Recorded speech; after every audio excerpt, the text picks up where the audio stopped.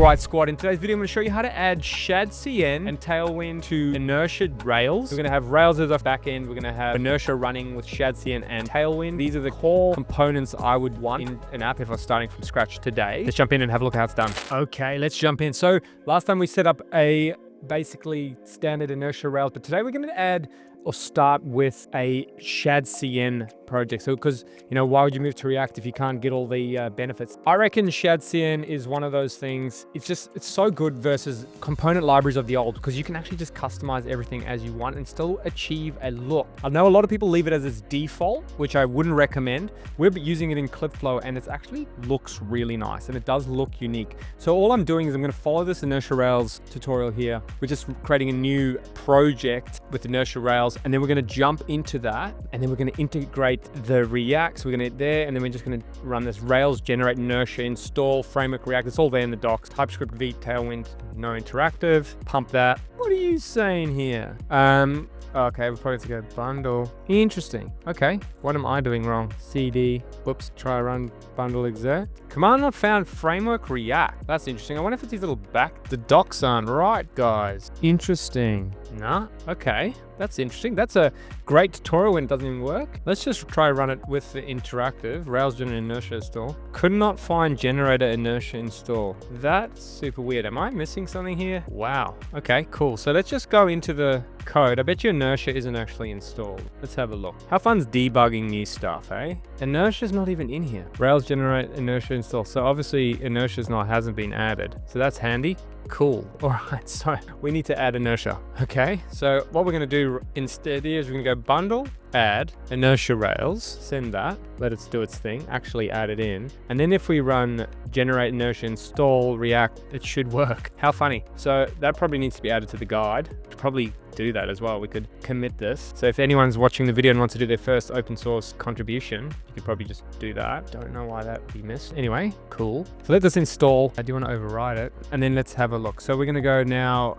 We got the code, we can go Rails S, then we can also run Vite dev. We could have run bin dev as well, but I like to run them in two separate tabs. That's failing because of that, but let's just go here and open up localhost 3000. Great. Okay, let's follow the next piece. So now we got to set up a path aliases. So what we want to do here is all the front end is stored here, and a path alias just makes it so that we can use this string instead of referencing the full path every time we import, which is super handy. Like I use this all the time. So that lives inside of your tsconfig.app.json, and that is underneath. So we got our base. Do we have our base URL? Base not set, so we'll set that. So we go base inside of compiler options. Yep, so base URL I like to put there. And then we got our path. So do we have paths in here? We can put the path here. Okay, so app. So it goes base front end, and then everything inside of here will be referenced. So what that'll allow us to do is something like this. So we'll go @ and then pages, right? Instead of going the full path. So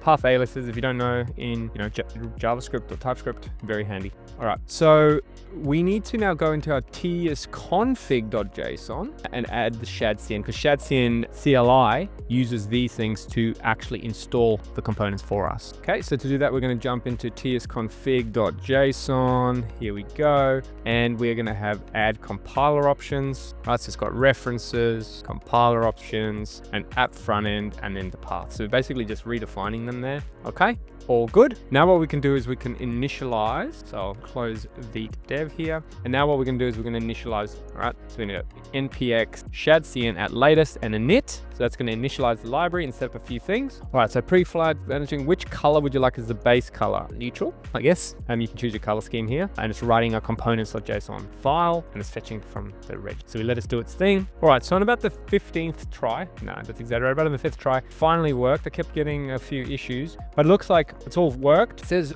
we are using React 19, which we are. So some packages may fail, but if you look at the React 19 code page here, it's actually available. So CLI can now initialize projects with Tailwind 4, which is what we're using. And if you have a look, it's asking us to do like the Vite Tailwind install stuff. And you can see here, we're using the Tailwind CSS plugin. And if you jump into the Vite config, you can see we are using the Tailwind CSS plugin here. So we should be set. We do the init and everything should work, right? So we, famous last words. And it just asked me how to proceed using force, and then created one file, the lib.utils. So let's have a quick look at that. So that's in the lib.utils file. And what it's done is it's exporting this cn function, which I think that just stands for class name. I actually don't know exactly what they're doing, but it's doing a TW merge. And then it's using this CLX library, CLSX, which is constructing class name strings conditionally, right? So we can do conditional CSS strings there. Cool. So we're basically just talking about how to install Shadcn here, but it is important. Like, it did fail for me, but something to highlight there for us. All right, so we should have Shadcn now installed. All right, so now it says we can now add components. All right, so Shadcn's cool. If you haven't had a look at it, suggest you do, but you can have a look in the components directory. And basically what it is, from my understanding, what I can see, it wraps a lot of actual other code. So it's a wrapper style around Radix, right? So a lot of people complain about the complexity and stuff, but the cool thing is Radix has been built as basically a styleless or vanilla way to do a whole bunch of things. Like, you can see this here, accordion alert, avatars, it's got collapsible menu or context menus, and it's done it all in an accessible way. And then Shad's basically wrapped that with Tailwind, and I think Radix may actually use Tailwind as well, or maybe not. But I think it's wrapped that and given like an opinionated look, which is cool. So you get all these kind of things like baked into the framework. But what I like about it is, so let's add one and we can have a look. So usage, so whenever you want to do something here, and I really like the CLI, we want to go npx shadcn latest add button. Right? So inside of our project, we're going to run that. Yeah, cool, bro. Do I have to say this every time? It looks like I'm using React 19, blah, blah, blah, Shadcn. And now if we jump in here, we can have a look at our components, and it's created a UI folder, and then it's created the button. So it's just imported that for us into our project. We don't have to copy paste. And this is where Shadcn, in my opinion, just really shines. It does everything for you, but then you can deviate. Like, you're like, cool, well, I don't use this color. I don't like that corner radius. I want to change that. I want to change the padding. I want to do whatever. You can, right? And this is what I think it shines apart from other libraries that I use past. So you can see here, it's creating a variant, which is a CVA or class variance authority with a little helper. And this is the base style here. And then it's created variants. So we have the variants, funnily enough, one called variant, and we have default, destructive, outline, secondary, ghost, link, which all create different types of buttons. And then we have sizes, the default, small, large, icon, and then you set the defaults. And then what it's doing is it's exporting the base, and these are the props. I don't like the way this is, that they destructure in play here. I usually bring it out. I think it gets really messy, but that's just me. And then you can do as child, or you can render the button, right? So a few little things here, and then you can see it's using the slot from Radix as well. So it's all wrapped there for us. But now if we have a go and have a look, we've got our inertia example here, right? So in here, if we jump back in, if we remember from last time, if you haven't watched that video, you can, but if not, we're going to jump into the inertia example. You can see here, but what we're going to now do is import button from components, and you can see it's automatically added this little path here for us. So instead of going like finding relative to the file, we can always just find it through this alias I'm trying to look for. And then we got the button here, right? So now what we can do is we can just jump in. Where's the other button here? They're using a generic button, but for instance, we can now go button, right? I don't know why I'm getting all this autocomplete. It's super frustrating. I think Copilot's trying to help me, but it's doing really awful. Count is count, right? And here we have access now to our variant. Could be outline, ghost. Let's just do default for now. And we're gonna go size equals large, okay? Let's see here. Am I running Vite? I'm probably not. That's why it's not hot reloaded. No, I'm not. So let's run that so we actually get hot reloading. Okay, there we go. Count to 0. So there's our new button, right? Now we can wire it up just as we would. So let's just grab this here on click straight through. And if we go count, there we go. These buttons are in sync and we can actually get rid of this. Cool. So we're using Shadcn in our Rails project. And this is for me, I think it's probably the biggest weakness in Rails is that we just don't have access to really good component libraries, and people are starting to build them and work on them. But the problem is it's going to take time. And I think sometimes it's like, use what we've got. And I think Shad and Tailwind like combined is like such really, really powerful and makes you move so fast with the Radix, right?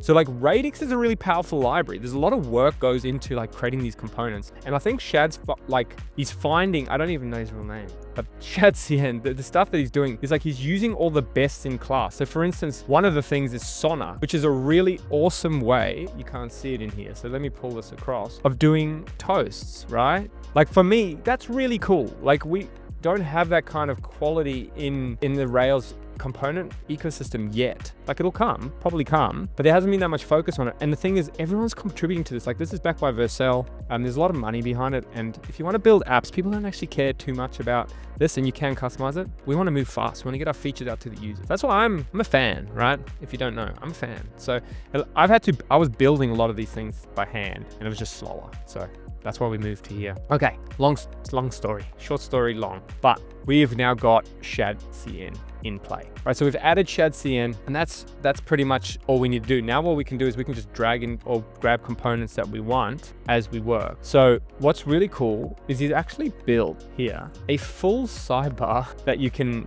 get in to your app. Like look, we can let's just try and see what happens. We can add this entire sidebar, and we'll just pop it into our app. Let's see if this works. I've never used this one, but YOLO. This is annoying. I need to fix that because that's super annoying because it's a React 19 warning.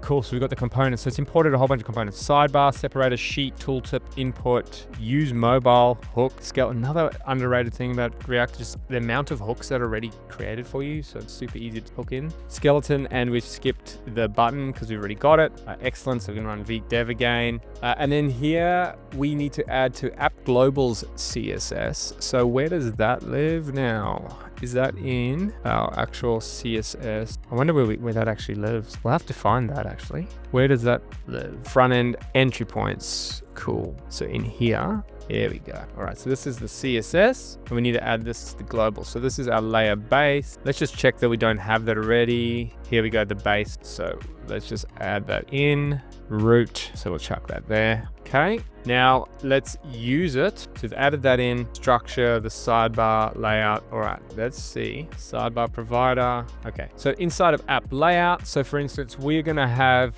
we don't have a layout right now. So let's just try and build this. So we're gonna grab this guy, and let's kill all of this, that there, import that. So the sidebar provider is a very interesting pattern, which actually I quite like. And then we are going to create, so inside of components, let's create a new, so I like to do directory-based components. A lot of people don't, I do, but let's just go here. So we're gonna go new component, we're gonna go app sidebar, and I used to do this, right? So a lot of people are like, every file is called index, but I just like the folder, because if you want to do a hook or something, or CSS, it just lives in the folder. So if you want to kill a component, for me, so much easier. And I get you can name them, but look, I don't like one direct, that's me. Okay, so from here, let's go app sidebar. So we're just gonna copy this again. Look, this is a superpower. Like we can just bang this. No, I don't want Copilot. I need to disable it on this project. I don't know how everyone codes like this, hey, honestly, not for me. Here we go. We got our app sidebar. We got our little dude here. So we need to import this. So realistically, it's gonna be import app sidebar from components. That's so much noise. We need to run Vite. We're running Vite.